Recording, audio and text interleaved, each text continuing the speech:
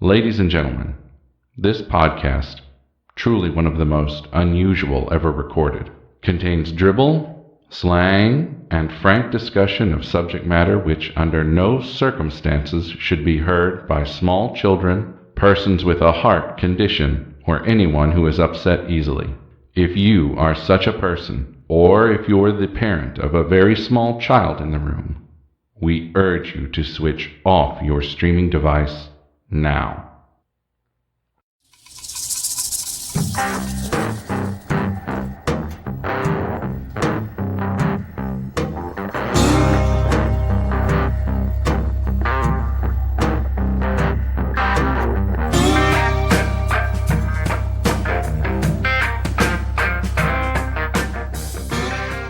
Hey, Jen. Hey, Cam. How are you? I'm good. Well, I'm totally ready to go. I can't wait to hear how this unfolds. So we are going to jump back to after the police found Dennis's mother's car and the suicide note. May 14th, 1986, 8 days after Julie's death, a warrant was issued charging Dennis Neal Bullock with first-degree murder, meaning premeditated murder. Good. Conviction carried the automatic death penalty or life in prison without parole. Dennis was placed on the 10 most wanted fugitive list of St. Louis County Police with his litany of aliases: John Mason, David Bender, David Johnson, David Mason, John Masterson, you name it, he called himself that. The U.S. Attorney of Eastern Missouri charged Dennis under federal fugitive warrants with fleeing the state as a murder suspect. That brought the FBI. Dennis's ex-wife, Anne, was not only shocked with the murder, but she was angry because 6 months after their divorce, Dennis was using their joint account credit card. He had charged $300 at a Payless Cashway in Columbia, Missouri. That's midway in between St. Louis and Kansas City. Big college town. Big college town. And this was right after he had left. So she brought the credit card statement to the police. Lieutenant Neer noticed that the date on the charge slip coincided with the rape of a school teacher there. No way. And from the school teacher's description, he thought her attacker just might be Dennis. But the young woman had not gone to a doctor immediately after her assault. So there was no physical evidence, such as semen or hair, or, Neer planned to drive halfway across the state to interview the rape victim. But just before he left, the Columbia police called to report that the woman had been so traumatized that she left town. No. With no known address. Really? Dennis's parents couldn't bear what was happening to their only surviving child. Couldn't believe that he was being charged for murder of his wife. And I bet they his thought second he was wife. innocent, right? They believed he was innocent and also that he had killed himself. The police didn't quite know what Dennis's parents knew. So they got their phone records. Phone records show that they called St. Paul looking for their son when he disappeared on May 8th. Also phoned the family where Dennis had fled in 1979 when his sister Cindy died, supposedly. Not supposedly she died. She did die. But supposedly fled to the Ozarks. Right. Yeah. They also spoke with Dennis's girlfriend, Jody, in D.C. on May 10th, the day of Julie's funeral, telling her he had disappeared and his wife was dead. Jody, of course, assumed that the wife was Anne. On May 13th, Dennis called Jody's parents at home late in the evening.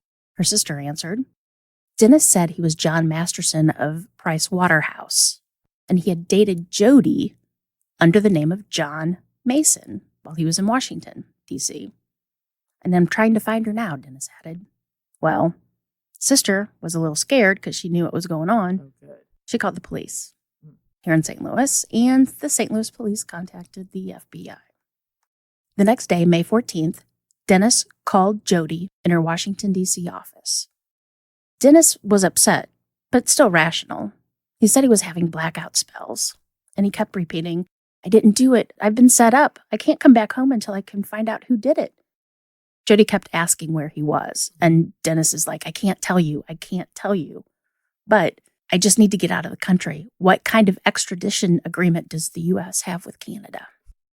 Another time when he called her at home, he asked her if she could contact an old friend of his to see if he could find him a new ID.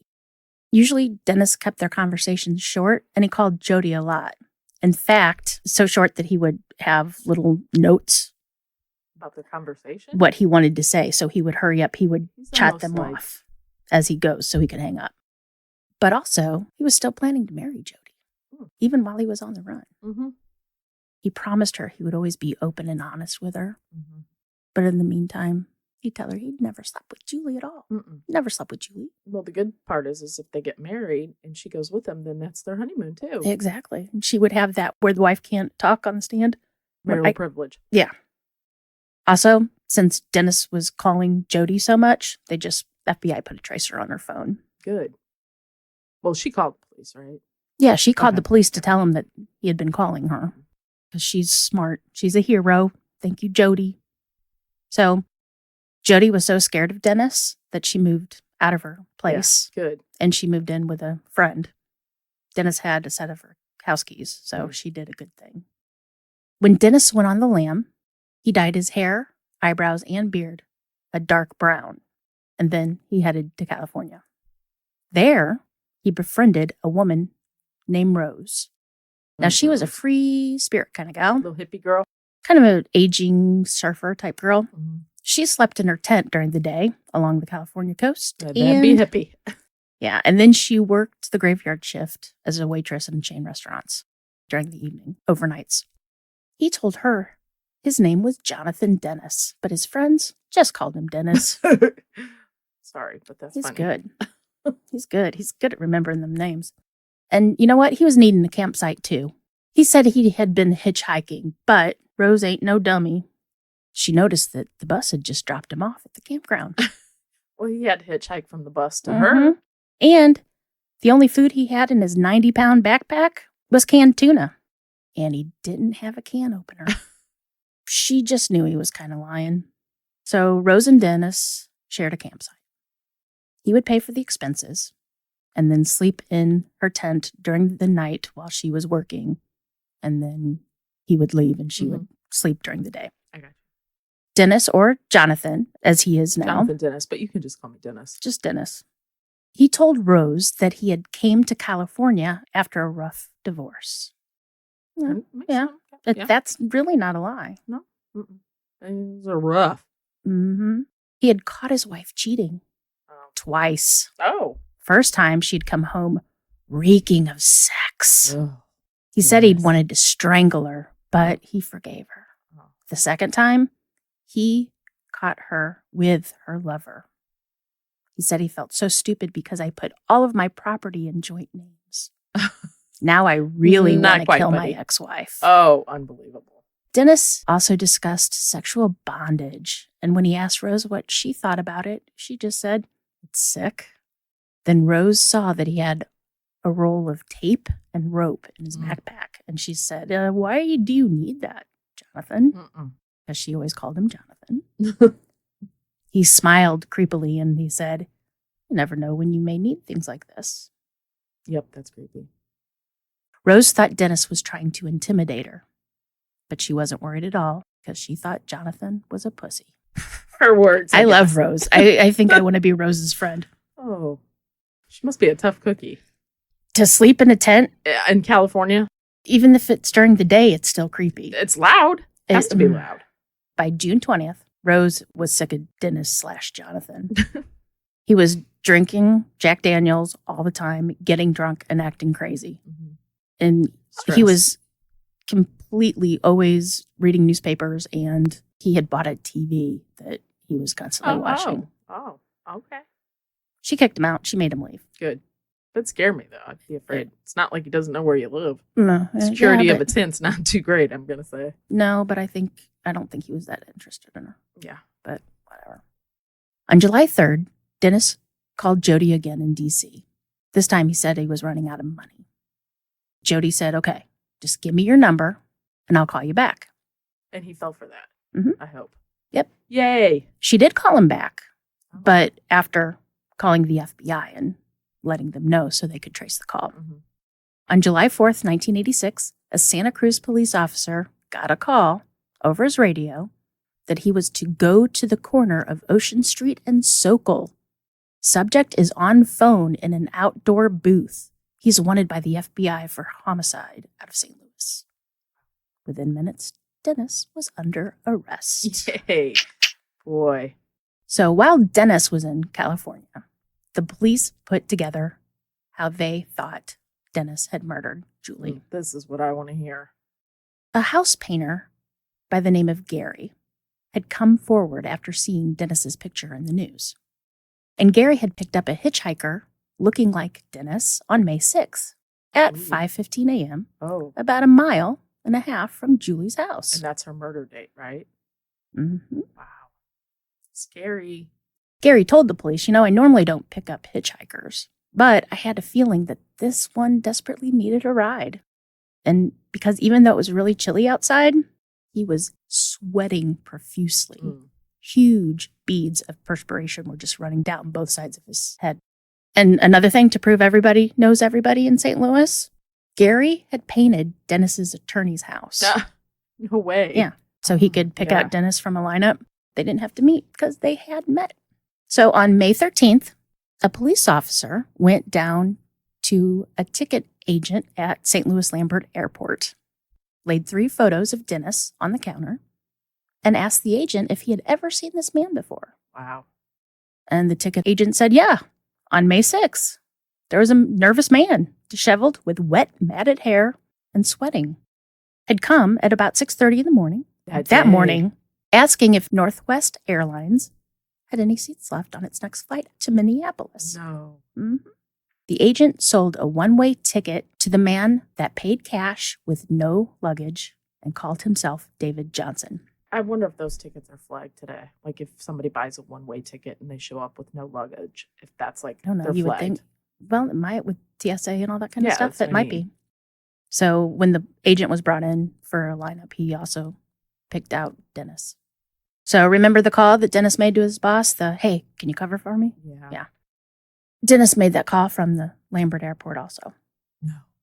Investigators called Bell's security department and had them check the payphone lines by the gates where Dennis/David Johnson's plane had been taking off, that terminal. Mhm. I know maybe people don't know what payphones are anymore, so they really don't know how you traced payphones. I have no idea. Yeah. I thought you had to have something on there. No. Every payphone had a magnetic tape that records the times and the numbers of all the calls, Wow. along with whether the caller or an operator dialed the number.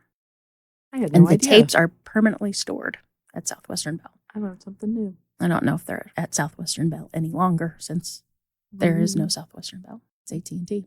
So the computer printout showed an operator assistant call made at 6:49 a.m., May 6th, to the Holiday Inn where Jim and Dennis were staying in St. Paul. So that was the call to his boss. And it matched the time that his boss had told the police. Yep. So here's what, from Jim's statement and what the police found out, this is what they thought happened. So on May 5th, 6:14, Dennis calls Julie. 7:20 p.m., Dennis signs out of a nearby building. 7:30, Dennis is last seen by Jim walking near the Holiday Inn. 7:50 p.m., flight departs St. Paul. By 10:11, it arrives at St. Louis Lambert Airport. That was the last official flight to St. Louis that night, or just the last flight to St. Louis that night. May 6, 4 a.m., neighbor near Julie's house hears an argument and a woman screaming. 5:10 a.m., dispatcher receives a fire call from Julie's neighbor. 5:15 a.m., Gary picks up Dennis hitchhiking. 6:30 a.m., Dennis buys a plane ticket from Lambert to St. Paul. 6:45, Jim received a long-distance call from Lambert where Dennis asks him to cover for him. 7 a.m., plane departs Lambert. 8:25, plane arrives in Minneapolis, and then you know the rest. At 9:15, Jim finds Dennis in the shower. So somebody had mentioned to the police that there had been a rumor that Dennis had been briefly married while he was in college. And police at that point had never really tracked it down, so they just began to think it was a rumor. when an anonymous woman in Georgia called, saying that she had been married to Dennis and he was the father of her several children. She said she didn't see much of him, what with all his traveling and all. But she had met him through a correspondence course when he was in Georgia. The woman never gave her name and never called back. And plus, the police could never match any records. There were also no records of Dennis being married in Georgia, so they probably didn't look under any kind of John name. Mm-hmm. Well, he used an alias. Others. Right. But, he liked those John and Jonathans. Police also were trying to link Dennis to 2 other bondage murders, one in Wyoming and one in Wisconsin. Both occurred while Dennis had been in those areas. Both women were found dead and burnt and strapped to chairs. No way. Mm-hmm. Anne, in the meantime, had gotten Dennis's diaries out of a safety deposit box. Remember he was keeping them there? Mm-hmm. She read them, and she was horrified because in them, he had ramblings on how to kill somebody and not get caught. She gave it to the police. So when Dennis was arrested in California, all he had in his wallet was a $50 gift card to Saks Fifth Avenue. Okay. Yeah, and a ticket to one of those 1-hour photomats where you can drop off. Mm-hmm. So the officers went to get the pictures. And when they were opening the envelope, they were sure that it was going to be kinky sex type, some kind of sexual. Yeah. Nope. Instead, they found that Dennis had photographed Julie's silver, her china, the furniture, paintings, anything that was worth money in the house. Before he dropped it off when he left for St. Paul. The day before the fire, that's when he dropped it off on his way to the airport, pretty much. He took pictures of Julie's stuff, I guess, and it would be his, It was too. his. Mm-hmm. For insurance reasons, I'm right, guessing. in case the house caught on fire or anything like that. Wow. So the prosecution hypothesized that while Dennis was in St. Paul, he called his wife in an outrage because she had transferred $64,000 out of their joint bank account. Which is really her money. It was her money. They thought that she argued with him while they were on the phone, and he was upset that he was losing control. So he flew home in a rage, and as he was tying her up with more than 76 yards of tape, he was shrieking, F you, F you. I don't know how they thought that he was saying that, but maybe that's I don't know. But they needed to know if Julie and Dennis had ever tried bondage before. So the biggest problem the prosecution had about finding witnesses to testify against Dennis, that half of them don't want to be embarrassed that they knew him. The socialites and stuff. And the others were afraid that he'd come after them. Yeah. So of the St. Louis elite, only one man was willing to cooperate. Really? The other members of the group had to be subpoenaed, and they were considered hostile witnesses. Not because they thought he was innocent or felt any loyalty to him, but they were embarrassed and felt betrayed. Yeah. They let him into the group, and they're the untouchables, Not to be mean, but they... No, I know. You know what I mean? Yeah. Well, because well, they're Nina, well known, too. So then your name's going to be right next to this murderer who... Right. In the book that I read on this that I'll discuss later, Nina said that we all know everyone in St. Louis except those past a certain point because of their wealth. There's only one socialite that they couldn't get to, the Becky Cabot, who I believe is some relation of Anheuser-Busch. Once they found out that Dennis was wanted for murder, they flew her out of the country. If it is the Bush family, I don't know. It's just my uneducated guess that I spent hours on the Google trying to find. Fly that problem all out. over the world. She was flown. Wow.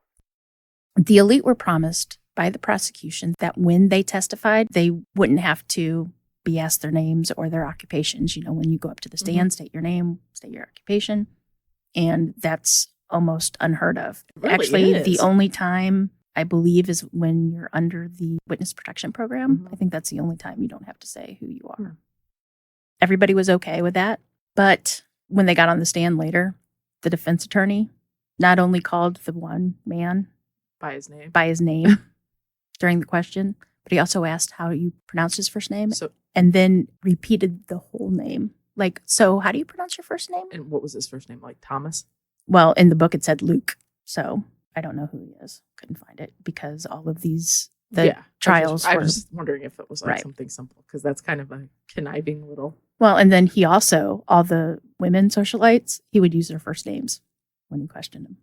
Oh, So it wow. was sly. Mhm. hmm So, and then about the sex life, the only people, when they wanted to bring up that Julie did not practice bondage with Dennis or was not a vamp like Dennis portrayed her. Not that you're a vamp if you practice anything. No, That's he how. did that. He Yeah, did this that. was the You're court. good, you're good. Okay, I didn't want to piss anybody off. Everybody, you live your own life. I'm happy. Do you, boo boo? Exactly. So the only people that really knew that Julie talked about her sex life was the doctor and her friend Terry. Remember, she told Terry about Dennis hurting her. Well, the doctor could be a witness because murder victims don't have any privacy rights. So anything and everything that you have ever said in your entire life, if you die and you go on stand, it can be told. So You your could doctor lie and about everything. them. Yeah. Nobody would know because you're not there to protect yourself. Terry couldn't because what she would say would be hearsay. Also, Julie's diaries and any conversations with any other friends, all hearsay. And it's hearsay because Julie would not be there to be cross-examined. Mhm. The That makes sense. defendant could not exercise his constitutional right to cross-examine his accuser. So they thought about, okay, let's ask Barbara. She's the one that was beaten up during Oh, the Barbara. karate chop to the neck. Yes. That was tricky because even though hitting her was a felony assault, Dennis was never charged. She never prosecuted him. she She never didn't went to turn the him in. police at Mhm. all. So the prosecution met with Barbara. And he thought, okay. As soon as he did, he's like, yep, she's not going to be a witness. Because Well, what'd she do? as he was talking to her, Barbara explained what Dennis had done to her and said to her that all women, sex, and violence went together. And when DePriest, who was the prosecutor, who's now a big judge, he asked her, what do you think about that, Barbara? And she said, I agree with him. Oh. And also when she left, she said, hey, tell Dennis if he gets off just to give me a call. I thought he was cute. Get out. No. Would you ever? Seriously. As you know, the defense gets to see every piece of evidence that the prosecution has for court. And the prosecution had tons of evidence or tons of boxes and stuff like that. So when the defense would ask for the physical evidence, one of the investigators would have to take it to this locked room where Dennis and the attorneys would be. Dennis got to see it too? Dennis got to see all this too. Because, he got his law degree, his jailhouse law degree. Of course he did. So he was helping work on his case too. Mhm. So one of the investigators that usually brought the evidence said that Dennis, the thing he was most interested in was the sex manuals and the colored photographs of his burnt wife. So Dennis had been in prison since he was brought home from California, and that was in July, about July 9th, I believe. He also got to see all the evidence that was being used to convict him for murder. The courtroom psychiatrist didn't interview him until December 1986. Is that normal? No. Of course So not. that gave Dennis 5 months to come up with what he said happened the night that Julie was murdered. So not only was he working on his jailhouse law degree, but he was also getting his story straight and researching what he needed to say Right. and do. Mm-hmm. Nice. Psychiatrist had said that Dennis lacked a solid identity, being a narcissistic and psychopath, that he found it easier to go through life taking on roles, preferably one with clear-cut rules. So Dennis at this time, while in prison, became a model prisoner. He taught computer classes and he put himself through jailhouse law school, like I said. Jenny and Bob Bullock had hired Art Margulies, one of St. Louis's best criminal attorneys. And they hired him the night that he was brought back from California. Dennis's parents also paid for all of Dennis's legal fees. It's assumed that they did. Nobody He thinks didn't have any money. I mean, he used everybody else's money. it was cheap too. Except he had that gift card to Saks. He did. He could look nice. They borrowed from their retirement fund and they mortgaged their house. Even Dennis's beloved grandmother Graham. did what she could to raise money. anything to keep Dennis from dying by the hands of the state. Jenny even quit her job at the store to spend more time with Dennis or on the case, Helping them, or yeah. maybe even just to manage Dennis's financial portfolio that he asked her to. Who knows? When people saw how Dennis treated his parents, they were angry. He was Didn't mean like to it. them after all they did for him. Yeah, he was embarrassed by them. They were just hardworking, plain folks, said one woman, and he was ashamed by their lack of education and refinement. Dennis seemed resentful that his mother dominated the family. He wanted to do it, probably. But Bob and Jenny stood proudly by him every step of the way through his trial.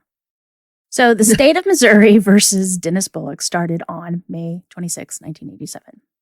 That morning, Dennis's lawyer thought anything less than the death penalty will be a major victory. I would agree. Right before the trial started, prosecution and defense were in the judge's chambers arguing about whether a statement Julie's friend Terry had made to the police, and also had repeated under oath during her deposition. Terry had said that Julie and her brother had had sex. Wait. Terry said that Julie had told her that Julie and Julie's brother had sex? Yes. Oh. A little incest. Now, the way Julie worded it was that they were very close and that they had sex. Terry had added she did not remember when or where this act allegedly took place, or if Julie had been on any of her major antipsychotics. Maybe it was said Not meaning it, or maybe Julie actually meant that they had slept in the same bed together. I mean, that's not wrong. Just sleeping. Just sleeping, exactly. Let's clarify that. But the judge ruled it inadmissible. Thank God. So the opening statements began with the prosecution, and they emphasized how Dennis Bullock was a decadent, philandering, lying, social climbing sadist that coveted Julie Miller's estate. Dennis secretly and knowingly wed a mentally unstable woman for her money, and after 10 weeks, when he could no longer control her, he tied her up and watched her slowly suffocate. And Dennis had committed the perfect crime until he didn't behave like a grieving widower. The defense made it clear that Julie's personality and morals were on trial. Julie was sexually promiscuous, and she had deviant sexual fantasies and orchestrated the entire event that led to her death. As a result, she died accidentally. And then he said what would become Dennis's whole defense. It was all an accident, which later became the defense strategy for the preppy murderer. It was just an accident. It's just an accident. A little rough sex. It was an accident. I'm sorry. I didn't mean to totally strangle her for 5 minutes. Or set her on fire. Exactly. It was In the totally an chair accident. that she's taped in. That the fire was only around her body. It's just weird. Just that accident. Yeah. In total, there were close to 75 witnesses, and I'm going to save you going through all those 75 witnesses and what they said, because everything I've told you so far was what those witnesses had said on the stand. So, okay, we're going to start with Robert Jr.'s testimony because we haven't gone through this. Robert Jr. was Julie's brother. The brother. Mhm. Okay, sorry. He was doing great on the stand until the defense had their way with him. Robert was asked how long he lived with Julie after their mother died. And Robert said that he moved out shortly after his mom had passed. Then the attorney went in for the kill. Do you remember the time after your marriage that you engaged in sexual bondage with a woman at the Lake of the Ozarks? Robert admitted that, yeah, he had initiated bondage on numerous occasions with at least 3 different women. And then he also went on to say that they used clothing or tape as bindings to tie himself or his lover up to a bedpost or a chair. And he also admitted to using gags, but not like the type that was used on Julie, just a small piece of tape. The defense came back and said, now, I know that there are 3 girls, and I've not named their names, and you don't have to name their names either. But I'm going to ask you where all this happened, this bondage occurred. And you don't have to give me an address. And I do know that on one of these occasions, it was at one of their parents' house. But where else did this happen? Julie's brother goes, well, it might have happened at White Tree, which is Julie's house, the street Julie lived in. And Margulis said, well, Julie lived there during that time period, didn't she? And Robert said, yep. And Robert's wife was pregnant and sitting in the courtroom. And they looked like she was shocked. They divorced later. I guess he didn't. This had never come up. No. Okay. The next 8 witnesses were financial people that basically said that if anything happened to Julie, that Dennis would be the sole benefactor of everything that Julie had, which totaled $725,000 in today's money. They testified that Julie had only named Dennis a beneficiary 8 weeks before she was killed, which was 2 weeks after they were married. But employers from Pricewaterhouse stated that Dennis never told them that he had even married Julie, nor did he include Julie in on any of his company's benefits, and that his mother, Jenny, was still the benefactor. A surprise witness for the prosecution was a teller from a bank in Chesterfield by Baldwin that said on Monday, March 24th, Dennis drove through the drive-up window alone at about 8 a.m. before the bank opened. He wanted to withdraw a large chunk of money. Through the window, which he was told he couldn't do because it was a large sum and he had to come into the bank. So he had to wait. At 9, when the actual building opened, Dennis approached the teller and asked for a cashier's check for about $60,000. The woman said that there was no balance, that his wife had withdrawn all the money. And then Dennis said, oh, my wife, yeah, she must have done that. Funny enough, this was about the time that Julie's friends from the carpool noticed that what they thought that she had cigarette burns on her face. But you know what? She had already said before that she wanted to put acid on her face. So that could be something too, remember? Right before? Yeah. She's like, I'm just so ugly. During the court recess, not, they didn't go out and play on the seesaws or anything. Jenny charmed all the reporters. And she's like, oh, we just loved Julie. We didn't have her very long to love, but we sure did love her. Funny thing, a friend of the family said that the Bullocks had only met Julie one time. Jenny had actually told the friend that, is he really married to that little girl or is he just pulling my leg? So the defense's star witness was a paid witness. They paid him in today's cash as $13,500, which that shocks me. I think I want to be a witness. I want to be a star witness, paid one. I'll start committing crimes and you can witness it and then they'll call you in. Okay. I don't think you get paid for those. But anyway, he was the international authority on erotic deaths, and his name was Dr. Park Dietz. Oh, yeah, Park Dietz. Indeed. At the time of this trial, he was famous for his testimony as the prosecution's expert witness in the trial of John Hinckley Jr. And for those young folks out there, he was the man that attempted to assassinate Ronald Reagan on March 30th. Because? 1981. Jodie Foster. Love with Jodie Foster and wanted Jodie Foster to recognize and admire him. So he went out and shot the president.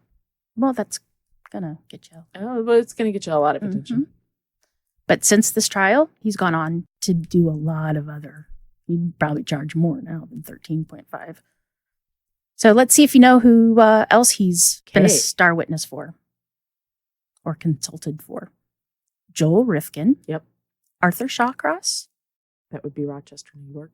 Jeffrey Dahmer. Yep. Unabomber. Ted. Richard Kukulinski. That is the Iceman. Ah, yeah. The Beltway sniper attacks. Yep. And Jared Lee Loffer. I don't know that one. I'm not sure on that one either. We'll have to look it up.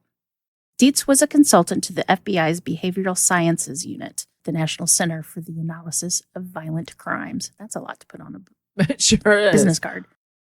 Dr. Dietz was currently studying 150 cases of bondage deaths for the National Institute of Justice.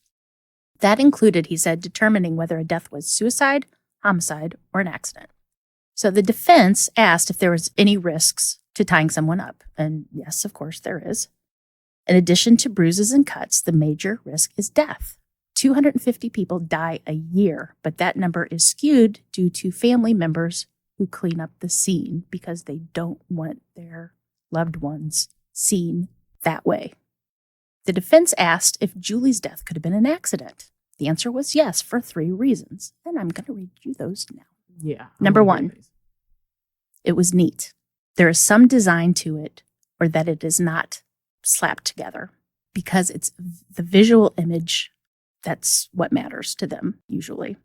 2, the bindings on Julie's body were excessive. There was far too much material there that was actually needed to immobilize her. She was only 5'2" and 100 pounds. Come on. Didn't need much to immobilize her. 3, it was all symmetrical and perfectly neat. Even the blue tape was even on both sides. Sexual bondage, the psychiatrist said, in summary, is neat, excessive, and symmetrical. You know what else is? A killer that's done it before. Or a perfectionist. Or she was already dead, and that's why it was so easy to tape her up. Because if you're fighting, it's not going to be symmetrical. If she's... All 3 of those could also go against, represent a serial killer. They're neat. They're, okay. Yeah. So the first question to Priest, the prosecution, asked was, could it have been murder? Dietz responded, yes, it could have been murder. Then he said, do you think everything Dennis told you was the truth? Because Dietz was the one that actually came in and interviewed. And Dietz said, no. Even when I assumed that everything he told me was a lie, I still reached the conclusion that it was an accident. And it was all because the gags in the mouth.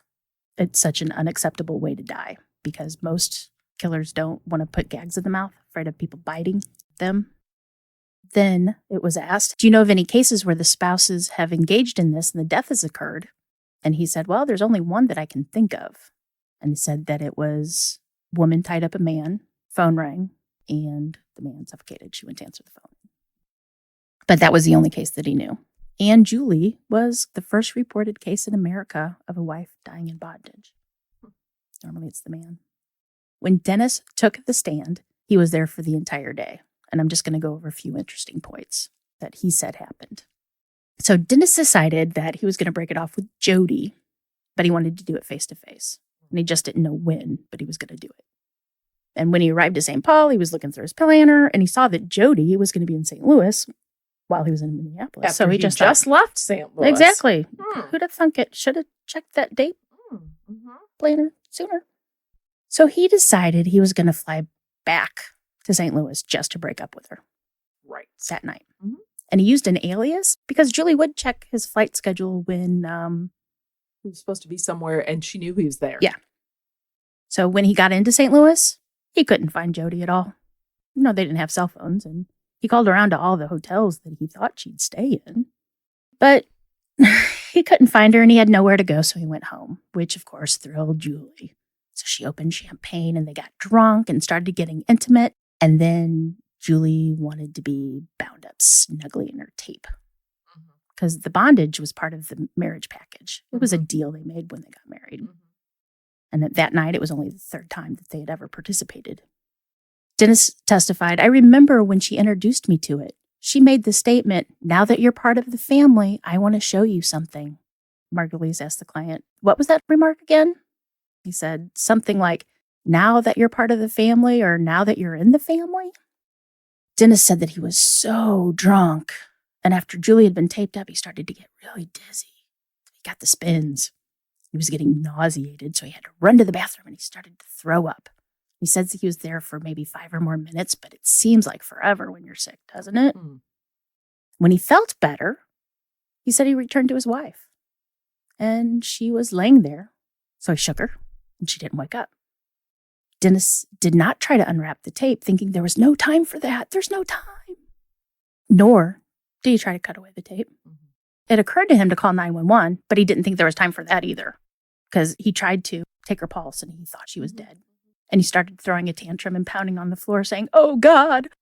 And he said he laid there for a while trying to think of what to do. Yeah, he did. And finally, he moved Julie into the garage, and then he vacuumed the house twice. Because that totally makes sense. Your spouse is dead. I'm just, it's too late. So I'm just going to move her. It's like Weekend at Bernie's. I'm going to move her out to the garage. I'm going to clean the house, do my stuff, do my chores. No, strange things happen, though. I told you the pantyhose story. When I was in that car wreck and I was trapped in the car and I had to crawl out the window. I can't remember my pantyhose. My last pair. So yeah, he vacuumed the house twice. He straightened up the house. Then he showered. And then he dressed with a suit, pants, tie. So that's what you do. Yeah. And then he said, I just decided I didn't want to live anymore. And so I went into the house. I just needed to be close to her. So I got one of her diaries and read it. I thought somehow that would make me closer to her. But reading the descriptions of her emotional agony that Dennis said he was unaware of, and then he made him mad. He said he flew into a rage and started the fire with the diary. Then he threw the diary in the backseat of Julie's Buick, and that ignited the entire garage. Then Dennis's attorney interjected and said, I don't think you understand. You're making a judicial admission to a Class C felony. Do you understand that? And Dennis said, yeah. He said when it got too hot, he decided he didn't want to die anymore, so he got out of the house. So during cross-examination, prosecution said, when you realized she was dead, did you consider maybe taking off some of the tape? And he's like, nope, I didn't think about it. Weren't you concerned how Julie would look after she was burned? And he's like, oh, didn't think about it. You really didn't care what she looked like? And he's like, yeah, I didn't think about it. You didn't think about anyone but yourself, did you? They said. And Dennis didn't answer. Isn't it true that you hoped the whole structure would burn and that you would leave her a big piece of charcoal and no one would ever know how she died? Is that what he was? That's what the prosecution said, That's what he was hoping for. And Dennis didn't make any response. Then the prosecutor said, after it got too hot for you in the garage, did you ever consider going in and attempting to put out the fire so your wife wouldn't look like she does in this photograph? Dennis said no. The prosecution, to Priest, pointed out in his closing argument that Dennis had an excuse for every fact and piece of evidence against him because he had spent a year in jail fabricating these lies. But Dennis could never explain away the passport application he picked up in California with his photograph showing him with dyed hair and a beard, nor the photographs of the house Dennis had taken right before the fire. Yes, Julie had told her doctors she had performed unusual sex acts, but who was she dating when she answered these questions? Dennis Bullock. He married Julie for her money. He had nothing but $1,000 in the bank account and a book of car payments when he walked down the aisle. Defense told the jury that Julie had not been a bad person. She had been a nice person who did not deserve the death she had had. She had been ill and suffered from bizarre delusions. She had told therapists when she was institutionalized that she had indulged in unusual sexual behavior. Julie's brother, he said, he had testified to sexual bondage with tapes and gags over the past 4 to 5 years. He told you that he lived with Julie for some period of time. And then, when Julie and Dennis get married, she introduces the bondage to Dennis the first time, and she says, "You're one of the family now. I think you can use your logic to figure out where she found out about bondage from." That was his way to get what Terry had said in there without having to say Terry was in it. The case of State of Missouri versus Dennis Neal Bullock went to jury at 7:40 on the morning of June 3rd, 1987. Reporters, court watchers, everybody stuck around. That was a huge case. It was huge. You couldn't get it. You had to stand in line 3 hours before court started to even try to get a seat there. Mm-hmm. And then the same once it broke for lunch. Yeah. Mm-hmm. So everybody assumed that the jury would reach its verdict by 1 o'clock in the morning tops. He'd be sentenced just in time for the local news. Mm-hmm. Sentenced to death, by the way. Mm-hmm. 6 hours went by, and at 5:40 p.m., the jury sent a message to the judge saying they had reached the final verdict, and the room went quiet. The clerk opened up the verdict and read it aloud and said, "We, the jury, find the defendant, Dennis Neal Bullock, guilty of involuntary manslaughter." No. What? Yep. Everybody was shocked, so they had to read it twice. And then somebody in the courtroom was heard to say, "Well, they may be a jury of Dennis Bullock's peers, but thank God they're not a peer of mine." Really? Mm-hmm. He was sentenced to a maximum of 7 years in prison. Everybody was pissed for the death of his wife. It was all an accident. That was his defense. So everybody was upset. When questioned, the foreman, Larry, said a majority of jurors, 11 of them, had found Dennis guilty of murder in the first degree. on the early ballots that they took. Mhm. But jury decisions in criminal cases must be unanimous. Larry kept pushing for first-degree murder, but one juror said he would deadlock the jury until they agreed with him. He had lost 2 wives and he felt that Dennis had suffered enough. He did not believe in the whole eye for an eye thing, which, Maybe they should have looked into that juror. Well, Maybe they he killed did. His wife. Well, Got 2 of them. he didn't. Everybody thought that he just didn't believe in the death penalty. But even though during jury selections, he was given an oath that he was not opposed to it. Mhm. Larry also said that the juror told him one time he was a witness on a trial and the lawyer put him on the spot. Larry, the jury foreman, said that this juror had been very inattentive during the discussion and he didn't quite understand the jury's role in a case. He kept asking why the jury just couldn't make Dennis a deal. The prosecution can make him a deal, but why can't juries? I know. Don't look at me like that. I know. I know. I don't even know what to say. I know. Larry said he kept trying to explain it, but this juror kept rambling on and he wouldn't Almost do like anything. He's not. And then, he accused the prosecution of badgering Dennis, and it wasn't right. So finally, the 11 jurors, for some reason, just gave in to this man, and they went to involuntary manslaughter. So Larry said that he thought the juror was too biased and shouldn't have been on the jury at all. But he thought, without a doubt, Dennis should have gotten the death sentence. The tape that was put neatly there, Dennis was drunk. There's no way he could have done it, he said. And he also said that he felt that Dennis was lying to everybody. His wife, his employers, his girlfriend, and he lied to us while he was on the stand, is what he said. So Anne, the ex-wife, she didn't believe Dennis had killed Julie for the money. Not totally. That wouldn't have been enough for Dennis. He killed Julie over his loss of control of her and the loss of control of the money. I believe that. I'd say it's a little bit of both. The money he could invest and turn himself into a real estate tycoon or a stock investor. A friend of Julie's said that they couldn't believe that this little prim, professional little Julie had been made into the whore of Babylon, because that girl didn't even truly know how to flirt. She kept her reserved facade of little navy blue suit, little closed-toed pumps, little bow tie, total working girl from the 1980s. Oh, totally. Movies, right? I was just thinking that. Yeah. There was no sensual aromas, no sexual vibes, no aura. She didn't want anyone to take her wrong. All she ever wanted was to make a life with a partner and have a family.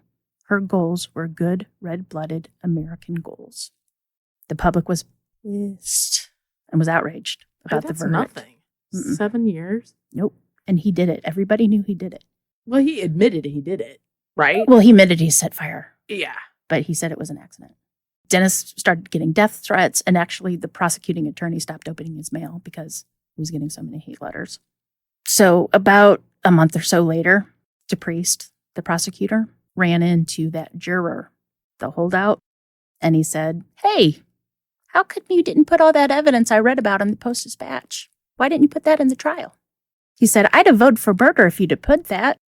Dennis was released on $50,000 bond until July. So when he was sentenced on July 10th, he was sentenced to 7 years in prison and a $5,000 fine. And then after he was hauled out in his handcuffs, Jenny, his mom, turned to the media and said, "This is all your fault," to one reporter. Mm-hmm. "The media has turned this into a circus." The reporter said under their breath, "Lady, I've been at this 10 years and I've never seen anything like this. Your son did it. We didn't." I'd agree. Uh-huh. So in Missouri, when a defendant is tried on a capital crime, like murder in the first degree, he or she cannot be tried for lesser crimes at the same trial. So, I did not know that. yes. So St. Louis County prosecuting attorney, you'll remember this name, George Buzz Westfall, Buzz Westfall. Yep. announced that Dennis would face additional charges. If he But wouldn't it can't be murder or anything. It can't be murder. If they would have gone for involuntary manslaughter, maybe they could have put the other charges on. But since they went for first degree, they couldn't put the other charges on. Mhm. So 15 days after the verdict, June 18th, Westfall asked the prosecuting attorney, DePriest, to issue 2 more warrants against Dennis.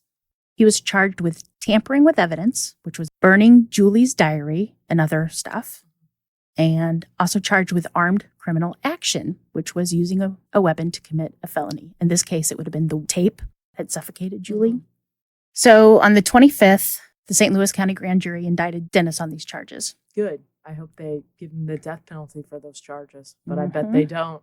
And then on September 11th, the grand jury indicted Dennis for second-degree arson for burning the garage. First-degree arson is basically knowingly starting a fire that endangers a human. Second degree is knowingly damaging property.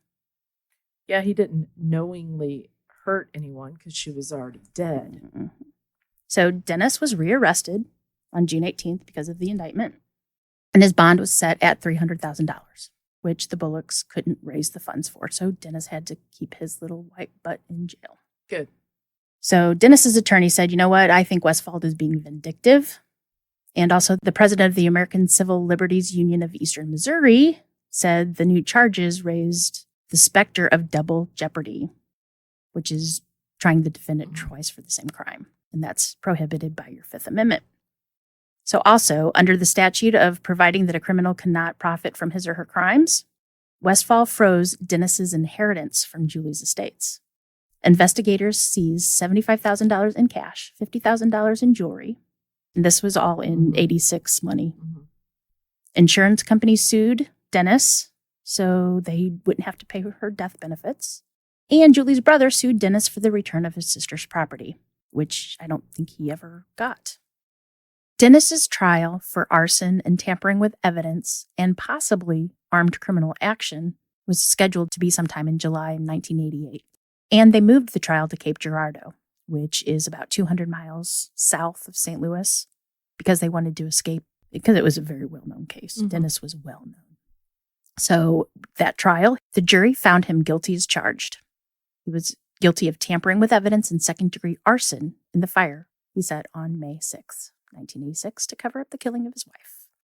Dennis's lawyer appealed the armed criminal action charge, saying that it was double jeopardy, and everybody agreed with him. They did not charge him on that. The jury recommended that Dennis be sentenced to 11 years in prison, and the jury agreed. So Dennis was taken to the maximum security penitentiary in Missouri, which is in Jefferson City, and it's known to be Missouri's toughest prison. Good. And Dennis stayed there. He also got the name Sparky. Oh, Don't know why. Sparky. And supposedly some inmates had their little old eyes on Sparky. Mm-hmm. Well, good. I'm glad he's in prison. I've been there. It's creepy, and he's right where he needs to be, although he needs to be in there for life, but okay. For longer. But on February 13th, 1990, a panel of 3 appellate judges reversed Dennis's arsoning and tampering convictions. Why? And ordered a new trial, which would be Why? his third time in court and his third arson trial. Why? Well, it seemed that in his rebuttal with closing arguments in the first arson trial, prosecutor Tom Meehan had referred to the fact that Dennis had not testified, and that violated the defendant's Fifth Amendment right to remain silent. Sometimes the things, the technicalities that ruin trials, and it's shocking to me. So Dennis would be free on bond. He's free again? On bond, awaiting for his third trial. He was eligible for parole from his first conviction for involuntary manslaughter on the death of Julie. So he got 7 years, and in 2 years or so, he's eligible for parole? Mm-hmm. I need to run the world. Okay. That's it. I know. So putting Dennis had that- served 4 years of his 7-year sentence for manslaughter, which included 1 year in jail before his murder. So they let him out on bond. The afternoon of June 1990, Dennis wheeled a grocery cart filled with his television set and other belongings through the doors of the state penitentiary, where he was met by his mom and dad and his grandma. So he's out already. Well, he was on bond. Yeah. Mm-hmm. They had let Jenny and Bob and Graham had listed their house as collateral to make Dennis's $150,000 bond. So spotting Dennis was a game that summer, and Dennis loved the attention. He suffered from delusions of grandeur, I guess. One guy said, he thinks he's just a huge celebrity. Infamous, not famous. So he returned to Arnold for the first time in 4 years to live with his parents. Shortly after that, he was reindicted. Good. Is he gone? His tampering with evidence charge now included his burning of Julie's body along with her diary. The prosecutors reasoned that because her remains were so charred, it was impossible to tell whether Julie had fought against being tied and gagged. Margulies, Dennis's attorney, wanted his client to plead guilty, since Dennis had admitted that he set fire during the murder charge. But Westphal said that Dennis would be retried for arson unless he pleaded guilty and accepted a sentence totaling 10 years. And you know what? 10 years was just too much time for the defense to accept. Which is really 5 years. At most. So the morning of his third trial, August 28th, 1990, Dennis stood outside the courthouse in Columbia, and a television reporter said after interviewing Dennis that, I look him in the eye and there's something missing, just a piece missing. This guy showed no remorse at all, nothing for his wife, only for himself. I had expected a bizarre madman. Instead, all he was your run-of-the-mill psychopath. He's just ordinary. And then the opening statements, John Ross introduced the photographs of Julie's house that Dennis had taken and dropped off on May 5th, right before she was found dead. And the pictures, he said, showed that Dennis wanted to record insurance purposes. That's why he did it. And they also illustrated that Dennis intended to burn the house and the garage. So not only was Dennis planning to murder his wife and destroy the evidence, he was also plotting to file a fraudulent insurance claim. That's exactly right. He thought the whole house would go up. Mm-hmm. Ignoring his attorney's advice, Dennis took the stand. Of course he did. Because he wanted to set the record straight, because he's a narcissist. The prosecution asked him, is it true that you tell whatever story is necessary at the time to serve your purpose? And Dennis says, are you calling me a liar? And the prosecution said, are you a liar? Dennis said, no. The prosecutor says, how would you define a liar? Dennis, somebody who doesn't tell the truth. And the prosecutor says, okay, let's go back through the investigation and determine if, in fact, Mr. Bullock, if you are a liar. So let's start when you flew to St. Louis to Minneapolis. You didn't use your name, is that right? Bam. And then he did more. He's like, okay, so asking Jim to lie for you, giving false suspects, saying Julie committed suicide. And Dennis tried to excuse it all with, I was in a panic. I thought I caused her death, blah, blah, blah, blah. So Ross asked a series of questions about the burning of Julie's body. And when he did, he presented Dennis with blow-up photographs of Julie burnt to a crisp in her chair. And Dennis averted his head and said, oh, I don't really want to see that. Please don't let me see that. So then Ross showed Dennis the little list of questions that he had wrote out during all those phone calls. He admitted that those were his, and Ross asked about the one in particular that asked Ed if he knows anyone to locate a new ID. And then Ross pointed out that Dennis was trying to create a new identity. But he's not a liar. And Dennis retorted, at that time, when I was really panicked and confused, that was my intent, but after I settled down and cleared my head, I changed my mind. Over and over, Dennis repeated that he only was on the run because he thought he had killed his wife in the fire. Finally, he admitted that the burning of Julie's body eliminated any trace of defensive wounds and fingerprints. That meant he had destroyed evidence of the killing. But he persisted in saying that he did not mean to do so. Then Ross quoted Dennis's testimony from the first trial in which he said that reading his wife's diary caused him anger and pain. Ross said, I assumed that's because she was saying things about you so clearly in the diary that it could have been evidence. And Dennis kind of smiled, said that actually she was saying things about herself and her brother. And Ross said, well, if it was true, why didn't you tell your attorney? He could have used that in cross-examination with Robert Jr. So Ross had a little trick up his sleeve with Dennis. This was the question.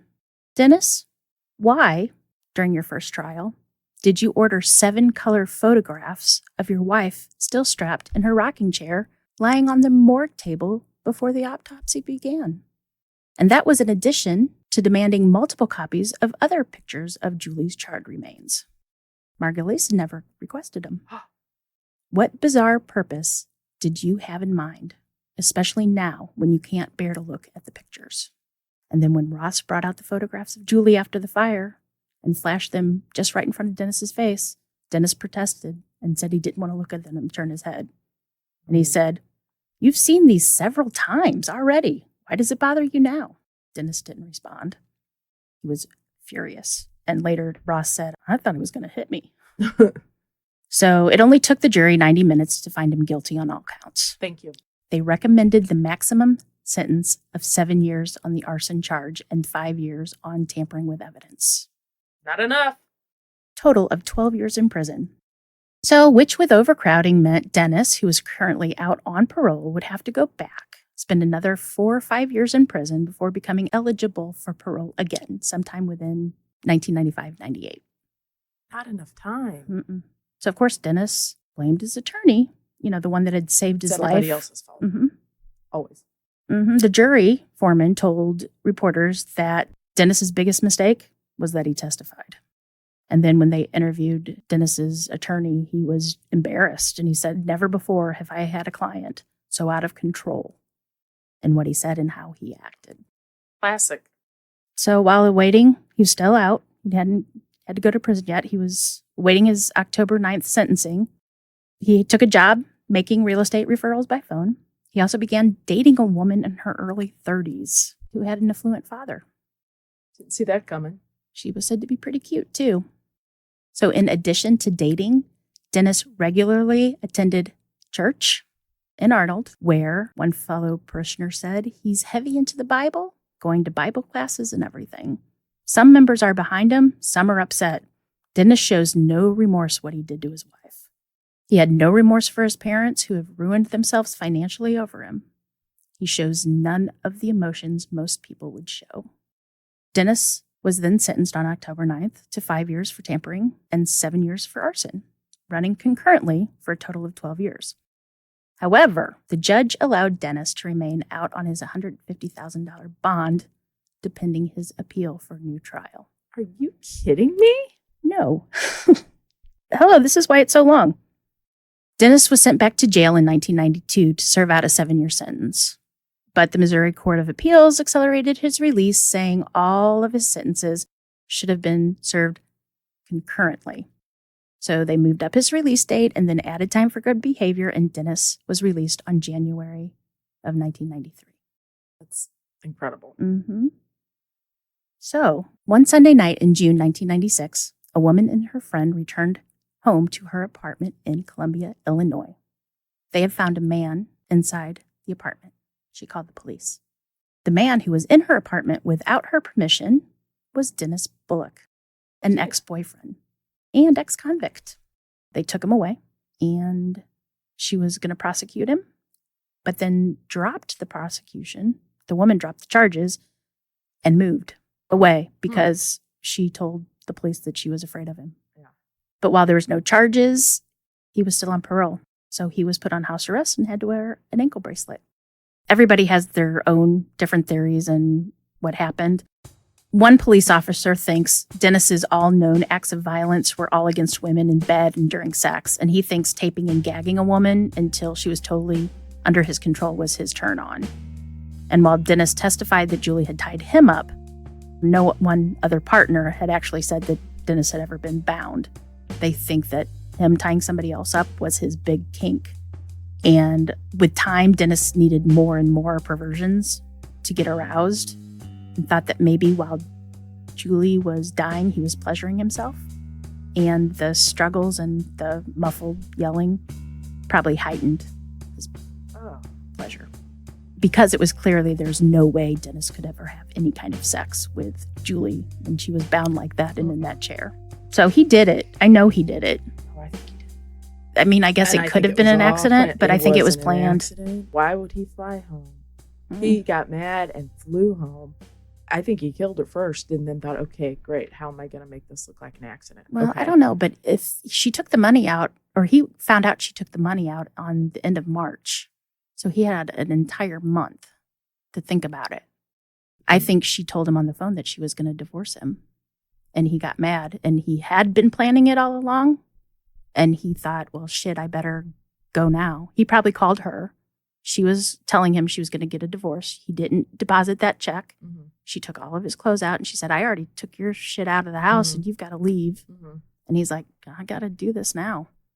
I mean, and he didn't. It's not an accident. Nope. So actually another person said, you know what, that this case had nothing to do with sex. It was all about murder. I think he killed her first and then thought, how can I make this look? Hey, my other girlfriends say I was in bondage. Well, pretend she is, Sort of like when you feel really guilty, like say if there's a spouse and they're cheating on you, they are cheating on you. And so then they start putting it on you. Are you cheating on me? I know and they get so obsessive because they're doing it. And I think that's what he was like, okay, I can make this look like we did this together. We were into bondage. Yeah. I think he came home pissed, beat her up, tied her up, burned her, and to hide the evidence. And that whole sex stuff was a ruse. Just totally like a red herring to throw everybody off. And I think he thought that the whole house would go up and it would be like he could get insurance. Yep. And somebody broke in there and did that because he was in St. Paul. Whatever. Yeah. So I want to give a big kudos to Ellen Harris. She's the woman that wrote the book, Dying to Get Married, The Courtship and Murder of Julie Miller Bullock.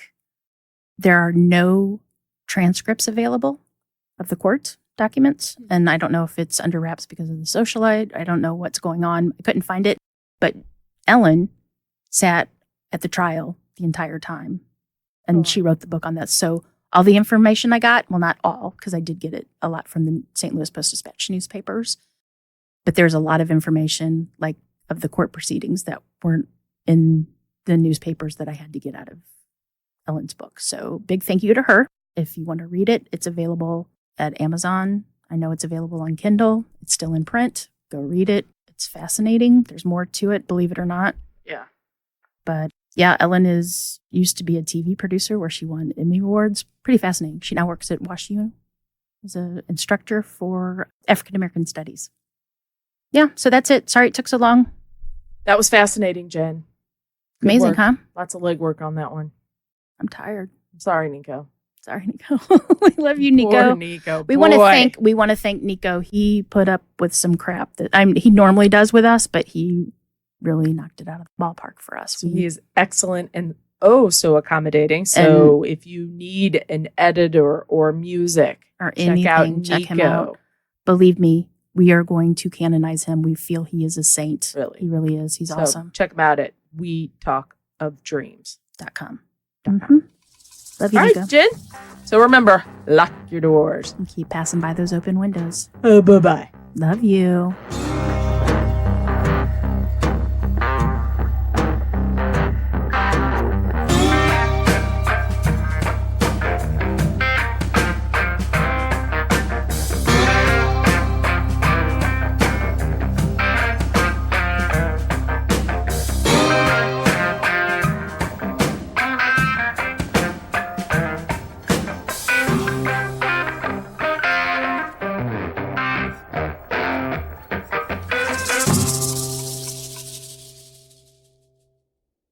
Just before he left,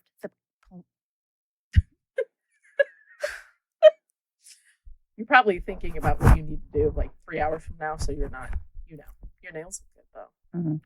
Don't look too close. A neighbor, the prosecution hypothesized. I said that on the first word. I did it. Woohoo, go me.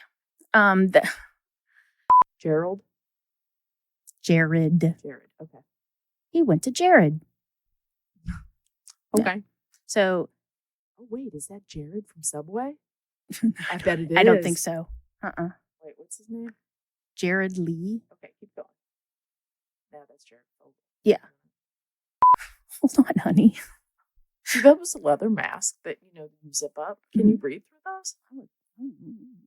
I don't know. I've never worn one. Sure. I don't know what you're talking about, Camille. Pretend like you don't know. Okay. In the second trial.